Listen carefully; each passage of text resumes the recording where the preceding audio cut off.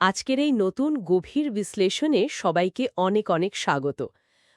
যারা নিয়মিত শোনেন তারা জানেন যে আমরা প্রতিনিয়ত চারপাশের নানা বিষয় নিয়ে কৌতূহলী থাকি, কিন্তু আজকের আলোচনার বিষয়বস্তুটা একটু আলাদা। বলা যায় ভীষণ পরিচিত একটা দৃশ্য, কিন্তু একই সাথে বেশ রহস্যময়। হুম, তা তো বটেই। যারা শুনছেন তাদের আশেপাশে হয়তো এমন অনেক ছোট্ট শিশু আছে যাদের বয়স এই ধরুন ৩ বা ৪ মাস। একটা ব্যাপার হয়তো অনেকেই খেয়াল করে থাকবেন, এই বয়সের একটা শিশু যে হয়তো নিজের ভাষায় কথা বলতে পারে না, সে দুধ খাওয়ার সময় হঠাৎ করেই প্রচণ্ড হতাশ হয়ে পড়ে, কান্না শুরু করে, কিংবা দুধের বোতল দেখলেই মুখ ফিরিয়ে নেয়। এর পেছনের কারণটা আসলে কি? এটা কি শুধুই জেদ? হুম, নাকি এর গভীরে কোনো বিজ্ঞান বা মনোবিজ্ঞান লুকিয়ে আছে? একদম ঠিক। আর এটাই হলো আজকের এই গভীর বিশ্লেষণের মূল মিশন।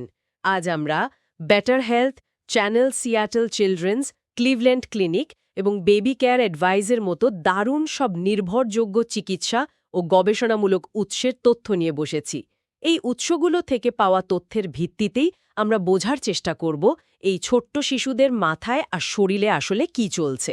তো আলোচনার শুরুতে সোর্সগুলো থেকে পাওয়া একদম প্রাথমিক একটা তথ্য দিয়ে শুরু করা যাক। সাধারণত বলা হয় ৪ মাস বয়সে একটা শিশুর একটা বোতল শেষ করতে ১৫ থেকে ৩০ মিনিট সময় লাগার কথা। হ্যাঁ, ১৫ থেকে ৩০ মিনিট। বেশ কম, কারণ ৪ মাস বয়সে একটা শিশুর সাধারণত ১২০ থেকে ১৮০ মিলি, মানে ৪ থেকে ৬ আউন্স দুধ খাওয়ার কথা। যেহেতু ৬০ মিলি বেশ ছোট একটা পরিমাণ, তাই কোনো শিশু চাইলে এটা ১৫ মিনিটেরও অনেক কম সময় শেষ করে ফেলতে পারে। যতক্ষণ না তারা খুব দ্রুত গিলকে গিয়ে গলায় আটকে ফেলছে, ততক্ষণ নাকি এটা একেবারেই স্বাভাবিক। ঠিক আছে, চলুন বিষয়টি একটু ভেঙে দেখা যাক। এই যে খাওয়ার সময়ের একটা নির্দিষ্ট হিসাব বা টাইমিংয়ের সামান্য এদিক ওদিক হলেই যে একটা সমস্যার ইঙ্গিত পাওয়া যায়, সেটা আসলে কিভাবে কাজ করে। এই টাইমিংয়ের ব্যাপারটা আসলে একটা চমৎকার সূচক। মানে একটা শিশু যখন ৪ মাস বয়সে পৌঁছায়, তখন দুধ ছোঁসার ক্ষেত্রে সে আগের চেয়ে অনেক বেশি দক্ষ হয়ে ওঠে। তাদের মুখের পেশিগুলো আরও শক্তিশালী হয়। ফলে তাদের খাওয়ার সামগ্রিক সময় কিন্তু এমনিতেই কিছুটা কমে আসতে পারে। কিন্তু সিয়াটল চিলড্রেন্সের গাইডলাইন ঘাঁটলে একটা খুব গুরুত্বপূর্ণ নিয়মের কথা জানা যায়। একে বলা হয় দ্য 20 মিনিট রুল বা ২০ মিনিটের নিয়ম। আচ্ছা। বিষয়টা হলো, যদি একটা স্বাভাবিক পরিমাণ দুধের বোতল শেষ করতে ২০ থেকে ৩০ মিনিটেরও বেশি সময় লেগে যায়, তবে সেটা একটা বড় সতর্কবার্তা। এর সহজ অর্থ হল, বোতলের নিপেলের ফ্লো রেট বা দুধ বের হওয়ার গতি শিশুর বয়সের তুলনায় অনেক ধীর। অথবা এমনও হতে পারে যে নিপেলের ছিদ্র কোনো কারণে ব্লক হয়ে আছে। হুম, আচ্ছা। তার মানে ফ্লো রেট ধীর হলে শিশুর সময় বেশি লাগছে, কিন্তু এতে করে শিশুর কান্না করার সম্পর্কটা ঠিক কোথায়? মানে সময় একটু বেশি লাগলে সমস্যা কি? সমস্যাটা হলো শারীরিক পরিশ্রম। একটু কল্পনা করলে বোঝা যাবে, ওই ছোট্ট শরীরটার জন্য একটা ব্লক হয়ে থাকা বা ধীরগতির নিপেল থেকে একটানা দুধ টেনে বের করাটা কতটা কষ্টকর। এটা অনেকটা খুব সরু একটা স্ট্র দিয়ে ঘন কোনো মিল্কশেক খাওয়ার চেষ্টার মতো। ও হ্যাঁ, তা তো বটেই। কিছুক্ষণের মধ্যে গালের পেশি ব্যথা হয়ে যায়। ঠিক একইভাবে শিশুটি তীব্রভাবে চুষতে চুষতে একটা পর্যায়ে প্রচণ্ড ক্লান্ত হয়ে পড়ে। অনেক সময় দেখা যায় পেট ভরার আগেই তারা ক্লান্তিতে ঘুমিয়ে পড়ছে অথবা হতাশ হয়ে কান্না জুড়ে দিচ্ছে। উল্টোটাও তো হতে পারে, তাই না? মানে কোনো শিশু যদি ওই ৬০ মিলি দুধ ৫ বা ১০ মিনিটেরও কম সময়ে শেষ করে ফেলে। হ্যাঁ, উল্টোটাও খুব স্বাভাবিক। যদি এত দ্রুত শেষ করে ফেলে এবং খাওয়ার পরপরই পেটে গ্যাস জমে যাওয়ার লক্ষণ দেখায় বা দুধ তুলে ফেলে, তখন বুঝতে হবে নিপেলের ফ্লো রেট অতিরিক্ত দ্রুত। এটাকে তুলনা করা যেতে পারে ফায়ার হোজ বা দমকলের পাইপ থেকে পানি খাওয়ার চেষ্টার সাথে। দমকলের পায়ে বাপরে! একদম। শিশুটি তখন দুধের প্রবাহের সাথে তাল মেলাতে পারে না। অতিরিক্ত দ্রুত ফ্লো রেট থাকলে শিশু দুধ গেলার সময় প্রচুর পরিমাণে বাতাসও গিলে ফেলে, আর এই বাতাসই তাদের মারাত্মক অস্বস্তিতে ফেলে দেয়। এই অস্বস্তির জায়গাটাই আসলে সবচেয়ে বেশি চিন্তার। সাধারণত আমরা কি ভাবি, একটা শিশু কাঁদছে মানেই সে ক্ষুধার্ত। কিন্তু সোর্সগুলো ঘাঁটতে গিয়ে দেখলাম, খাওয়ার সময় ৪ মাস বয়সী শিশুর হতাশা প্রকাশ করা বা কান্না করা খুবই সাধারণ একটা ব্যাপার। তারা হয়তো ক্ষুধার্ত, কিন্তু খাওয়ার অভিজ্ঞতাটা তাদের জন্য সুখকর হচ্ছে না। এখানকার সবচেয়ে চমকপ্রদ বিষয়টি হল, এই কান্নাটা আসলে তাদের যোগাযোগের একটা মাধ্যম। মানুষ সাধারণত মনে করে যে কান্না মানেই খিদে, কিন্তু ব্যাপারটা তা নয়। শিশুটি এই কান্নার মাধ্যমে বোঝাতে চাইছে যে দুধের প্রবাহ বা ফ্লো রেট তার প্রয়োজনের সাথে মিলছে না। খুব ধীরগতি হলে সে হতাশ হয়ে হাল ছেড়ে দিচ্ছে, আর খুব দ্রুত হলে সে দমবন্ধ একটা পরিস্থিতির শিকার হচ্ছে। এছাড়াও 4 মাস বয়সের আরেকটা বড় দিক হল চারপাশের পরিবেশ। হ্যাঁ, আমি ক্লিভল্যান্ড ক্লিনিকের তথ্যে এই বিষয়টা দেখছিলাম। এই বয়সে নাকি শিশুরা চারপাশের পরিবেশ সম্পর্কে অবিশ্বাস্য রকম সচেতন হয়ে ওঠে। ঠিক তাই, 4 মাস বয়সে তাদের দৃষ্টিশক্তি এবং শোনার ক্ষমতা আগের চেয়ে অনেক প্রখর হয়। তাই খাওয়ার সময় একটু শব্দ হলে বা ঘরের আলো পরিবর্তন হলেই তাদের মনোযোগ বিক্ষিপ্ত হয়ে যায়। তখন তারা দুধ খাওয়ার চেয়ে চারপাশের জিনিস দেখতে বেশি আগ্রহী হয়ে ওঠে। বুঝতে পেরেছি। আবার অতিরিক্ত ক্লান্ত থাকলেও তারা খাওয়ার মাঝপথে কান্না করতে পারে, কারণ তখন চোষার মতো পরিশ্রমের কাজটা করার মতো শক্তি তাদের থাকে না। ঠিক, এখানে বিষয়টি সবচেয়ে বেশি আকর্ষণীয় হয়ে ওঠে, কারণ আমরা যখন কান্নার পেছনের শারীরিক অস্বস্তির কথা বলি তখন সাধারণত দুটি প্রধান কারণ সামনে আসে: গ্যাস এবং রিফ্লাক্স। কিন্তু আমি সোর্সগুলোতে পড়ছিলাম যে এই দুটির কারণে হওয়া কান্নার ধরন এবং শারীরিক লক্ষণগুলো নাকি একেবারে আলাদা। এটা কিভাবে সম্ভব? এটা খুব চমৎকার একটা প্রশ্ন। গ্যাস এবং রিফ্লাক্স, এই দুটোর পার্থক্য বুঝতে পারাটা আসলেই খুব জরুরি। চলুন প্রথমে গ্যাসের ব্যাপারটা একটু সহজে বোঝার চেষ্টা করি। খাওয়ার সময়, বিশেষ করে যদি বোতলের নিপলের ফ্লো অতিরিক্ত দ্রুত হয়, তখন শিশু দুধের সাথে প্রচুর বাতাস গিলে ফেলে। এখন শিশুর পাকস্থলীটাকে একটা ছোট্ট বেলুনের মতো চিন্তা করুন। যখন ওই ছোট্ট বেলুনে দুধের পাশাপাশি প্রচুর বাতাস গিয়ে ঢোকে, তখন সেটা ফুলে যায় এবং পেটের দেয়ালে মারাত্মক চাপের সৃষ্টি করে। বেশ ভয়ের কথা। আটকে থাকা গ্যাসের কারণে যখন তীব্র ব্যথা হয়, তখন শিশু সাধারণত তার পা দুটো বুকের দিকে শক্ত করে গুটিয়ে নেয়। পা বুকের দিকে গুটিয়ে নেয়।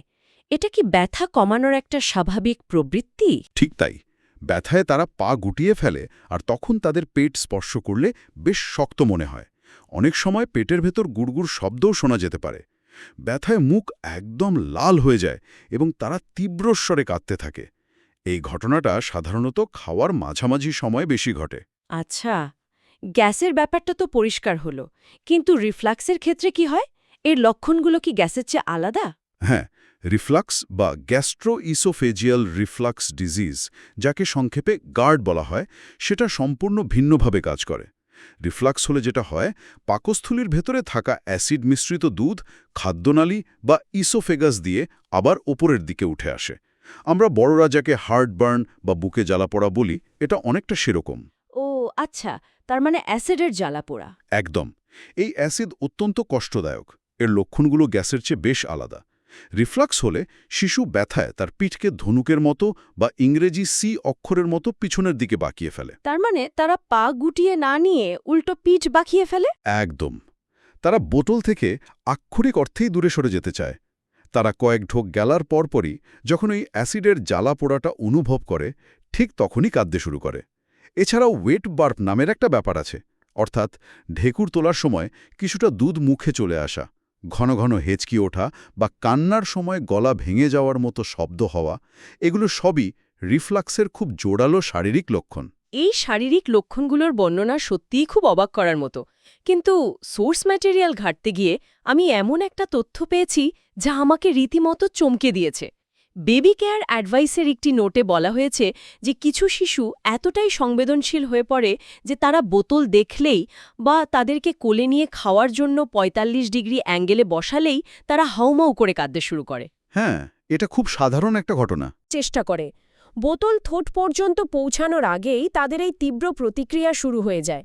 একজন অভিভাবকের জন্য এটা কতটা কষ্টের হতে পারে, কিন্তু এর পেছনের কারণ কি হতে পারে? কেন একটা শিশু খাওয়ার শুরু হওয়ার আগেই এমন আত্মরক্ষামূলক আচরণ করছে? যদি আমরা এটিকে বৃহত্তর প্রেক্ষাপটের সাথে মিলিয়ে দেখি, তবে বুঝতে পারব যে 4 মাস বয়সে একটা শিশুর মস্তিষ্ক এবং স্নায়বিক বিকাশে এক বিশাল পরিবর্তন আসে। জন্মের পর প্রথম কয়েক মাস একটা শিশুর দুধ চোষার অভ্যাসটা থাকে সম্পূর্ণ রিফ্লেক্সিভ বা স্বয়ংক্রিয়, অর্থাৎ তাদের মুখে কোনো কিছু স্পর্শ করলেই তারা প্রাকৃতিকভাবেই সেটা চুষতে শুরু করে। এতে তাদের নিজেদের কোনো নিয়ন্ত্রণ থাকে না। কিন্তু 4 মাস বয়সে পৌঁছালে এই স্বয়ংক্রিয় অভ্যাসটা পরিবর্তিত হয়ে যায়। পরিবর্তিত হয়ে কি হয়? তারা কি স্বেচ্ছায় নিয়ন্ত্রণ করতে শেখে? ঠিক তাই, এটা তখন ভলেন্টারি বা ইচ্ছাকৃত অভ্যাসে রূপান্তরিত হয়।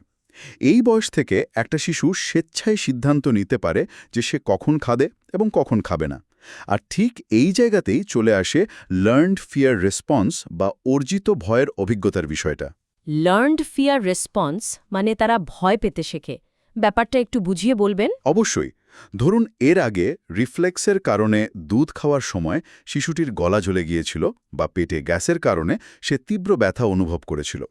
তার মস্তিষ্ক কিন্তু সেই যন্ত্রণার স্মৃতিটা ধরে রাখে। সে খুব দ্রুত শিখে যায় যে এই নির্দিষ্ট বোতলটা বা কোলে শোয়ানোর এই ৪৫ ডিগ্রি অ্যাঙ্গেলটার মানেই হলো এরপর একটা ভয়াবহ ব্যথা আসতে চলেছে। তারা আসলে খাবার প্রত্যাখ্যান করছে না, তারা মূলত ওই ব্যথার সম্ভাবনাটিকে প্রত্যাখ্যান করছে। ওহ, এটা পুরোপুরি তাদের আত্মরক্ষার একটা উপায়? একদম। অসাধারণ একটা পয়েন্ট। তার মানে তাদের এই কান্নাটা কোনো অবাধ্যতা নয়, বরং নিজেদের বাঁচানোর একটা চেষ্টা। আচ্ছা, এর সাথে কি দাঁত ওঠার কোনো সম্পর্ক থাকতে পারে? কারণ আমি দেখছিলাম কিছু সোর্স বলছে এই বয়সে দাঁতের একটা ব্যাপার থাকে। হ্যাঁ, খুব ভালো একটা পয়েন্ট তুলেছেন। ৪ মাস বয়সের আশেপাশে অনেক শিশুর দাঁত ওঠার প্রাথমিক প্রক্রিয়া শুরু হয়। তখন তাদের মাড়ি ফুলে যায় এবং অত্যন্ত সংবেদনশীল থাকে। নিপলের ঘর্ষণ ওই ফুলে থাকা মাড়িতে তীব্র ব্যথার সৃষ্টি করতে পারে। তাই ব্যথা উপশমের জন্য তারা হয়তো নিপলটাকে চিবানোর চেষ্টা করে বা জিভ দিয়ে ঠেলে সরিয়ে দেয়। এর সাথে যুক্ত হয় আরেকটা বড় সমস্যা, জোর করে খাওয়ানোর চেষ্টা, যাকে প্রেশার টু ফিড বলা হয়। এটা তো অনেকেই করে থাকেন না বুঝে। হ্যাঁ, শিশু যখন ব্যথা বা অস্বস্তির কারণে মুখ ফিরিয়ে নিচ্ছে, তখন যদি বারবার তার মুখের নিপল গুজে দেওয়ার চেষ্টা করা হয়, তবে ওই ভয়ের প্রতিক্রিয়াটা আরও গভীরভাবে তাদের মস্তিষ্কে গেঁথে যায়। ব্যাপারটা সত্যিই খুব গভীর। একটা ৪ মাসের শিশু তার অতীত অভিজ্ঞতা থেকে শিখছে এবং ভবিষ্যতের ব্যথা এড়ানোর জন্য আগে থেকেই প্রতিরোধ গড়ে তুলছে। তাহলে এই সব কিছুর মানে কি দাঁড়াচ্ছে? এই যে এত সব জটিলতা, গ্যাস রিফ্লক্স, নিপিলের ফ্লো রেটের সমস্যা, দাঁত ওঠার ব্যথা এবং এই মানসিক ভয়, এসব থেকে বেরিয়ে আসার উপায় কি? সোর্সগুলো কি এর কোনো সমাধান দিচ্ছে? কিভাবে একটা সুস্থ রুটিনে ফিরে যাওয়া যায়? সমাধানগুলো আসলে খুবই বাস্তবসম্মত এবং বৈজ্ঞানিক। সোর্স মেটেরিয়াল থেকে আমরা একদম সুনির্দিষ্ট কিছু কার্যকর কৌশল পাই। প্রথম এবং সবচেয়ে গুরুত্বপূর্ণ কৌশলটি হল পেস্ট ফিডিং বা নিয়ন্ত্রিত গতিতে খাওয়ানো। এই পেস্ট ফিডিং ব্যাপারটা ঠিক কিভাবে কাজ করে? আমরা বড়রা কিভাবে বোতল থেকে পানি খাই একটু ভাবুন তো। আমরা বোতলটা কাত করি, কয়েক ঢোক খাই, আবার নামিয়ে রাখি। কিন্তু শিশুদের ক্ষেত্রে যেটা হয়, তাদের বিছানায় বা কোলে সমান্তরালভাবে শুয়ে খাওয়ানো হয় আর বোতলটাকে খাড়া করে রাখা হয়। হ্যাঁ, সাধারণত এভাবেই খাওয়ানো হয়। ফলে মাধ্যাকর্ষণ শক্তির কারণে দুধ নিজে থেকে উপচে শিশুর মুখে পড়তে থাকে। শিশুর এখানে কোনো নিয়ন্ত্রণ থাকে না। পেস্ট ফিডিংয়ে বলা হয় শিশুকে শোয়ানোর বদলে কিছুটা খাড়া করে বা আপরাইট পজিশনে বসিয়ে খাওয়াতে হবে, আর বোতলটাকে রাখতে হবে আনুভূমিক বা হরাইজন্টালভাবে। এতে দুধ নিজে থেকে উপচে পড়বে না। এতে সুবিধাটা কি হয়? সুবিধা হল শিশু তার নিজের প্রয়োজন অনুযায়ী দুধ টেনে নিতে পারবে। ফ্লো রেটের ওপর তার পূর্ণ নিয়ন্ত্রণ থাকবে। বাহ, এটা তো খুব দারুণ একটা লজিক। আচ্ছা, ঢেকুর তোলানোর বিষয়ে আমি একটা জায়গায় দ্য 2 আউন্স বার্প নামের একটা নিয়মের কথা দেখলাম। এটা কি? এটাও খুবই চমৎকার একটা কৌশল। অনেকেই ভুল করে পুরো ৬০ মিলি বা ২ আউন্স দুধ শেষ হওয়ার জন্য অপেক্ষা করেন এবং তারপর ঢেকুর তোলার চেষ্টা করেন, কিন্তু ততক্ষণে প্রচুর বাতাস পেটের গভীরে চলে যায়। এর চেয়ে বরং প্রতি ২০ থেকে ৩০ মিলি খাওয়ার পরপরই বোতল সরিয়ে শিশুকে আলতো করে ঢেকুর তোলানোর চেষ্টা করতে হবে। এতে বাতাস পেটে জমে ব্যথার সৃষ্টি করার আগেই বেরিয়ে যাওয়ার সুযোগ পায়। বুঝতে পেরেছি। আর ওই যে গ্যাসের ব্যথায় শিশুরা পা গুটিয়ে ফেলে, সেটার জন্য কি কোনো সমাধান আছে? হ্যাঁ, এর জন্য বাইসাইকেল লেগস বা সাইকেল চালানোর মতো ব্যায়ামটা দারুণ কাজ করে। তবে একটা বিষয় মনে রাখতে হবে, দুধ খাওয়ার সাথে সাথেই কিন্তু এই ব্যায়াম করানো যাবে না। খাওয়ার পর অন্তত ২০ থেকে ৩০ মিনিট অপেক্ষা করতে হবে, যাতে খাবারটা পাকস্থলিতে থিতু হওয়ার সময় পায়। এরপর শিশুকে চিৎ করে শুইয়ে তার ২ পা ধরে সাইকেলের প্যাডেল ঘোরানোর মতো করে আলতো চাপে পেটের দিকে মুড়তে হবে। এটা অন্ত্রে আটকে থাকা গ্যাসের বুদবুদগুলোকে খুব সহজে বের হয়ে আসতে সাহায্য করে। এই শারীরিক কৌশলগুলো তো ঘরে বসেই খুব সহজে প্রয়োগ করা সম্ভব, কিন্তু সেই যে মানসিক ভয়ের জায়গাটা, যে শিশুটা বোতল দেখলেই কাঁদছে বা তাকে কোলে নিলেই ভয় পাচ্ছে, তাদের ক্ষেত্রে এই কৌশলগুলো কিভাবে কাজ করবে? কারণ তারা তো বোতল মুখেই নিতে চাইছে না। এটা একটা অত্যন্ত গুরুত্বপূর্ণ দিক। মানসিক ভয়ের এই ট্রমা কাটানোর জন্য সবার আগে যা দরকার তা হল নো প্রেশার ফিডিং বা চাপমুক্ত পরিবেশ তৈরি করা। কোনো অবস্থাতেই জোর করে শিশুর মুখে নিপল ঢোকানো যাবে না। শিশু যদি একবার মুখ ঘুরিয়ে নেয়, শরীর ধনুকের মতো বাঁকিয়ে ফেলে বা বোতল সরিয়ে দেয়, তবে তার সেই নাকে সম্মান জানাতে হবে। তার মানে জোর করা যাবে না, কিন্তু তাহলে সে খাবে কিভাবে? সাথে সাথে বোতল সরিয়ে ফেলতে হবে। ওই মুহূর্তে তাকে শান্ত করা প্রয়োজন। এরপর পরিবেশ পরিবর্তন করতে হবে। হয়তো অন্য কোনো ঘরে গিয়ে বা হাঁটার সময় কিংবা রকিং চেয়ারে দোল খেতে খেতে 10 থেকে 15 মিনিট পর সম্পূর্ণ নতুন একটা পরিবেশে আবার চেষ্টা করা যেতে পারে। পরিবেশ বদলালে অনেক সময় শিশুর মনোযোগ ঘুরে যায়। আচ্ছা, আর ঘুমের ঘোরে খাওয়ানোর কোনো একটা পদ্ধতির কথাও তো সোর্সগুলোতে বলা ছিল, তাই না? হ্যাঁ, ওটাকে ড্রিম ফিডস বলা হয়। এটা সেই সব শিশুদের জন্য সবচেয়ে ভালো কাজ করে যাদের মধ্যে খাওয়ার প্রতি তীব্র ভীতি তৈরি হয়েছে। শিশু যখন গভীর ঘুম থেকে সবেমাত্র জাগছে বা যখন ঘুমে তাদের চোখ ঢুলুঢুলু করছে, ঠিক সেই সময়টাতে তাদের মস্তিষ্কের ওই ভলেন্টারি বা স্বেচ্ছায় প্রতিরোধ করার ব্যবস্থাটা খুব শিথিল থাকে।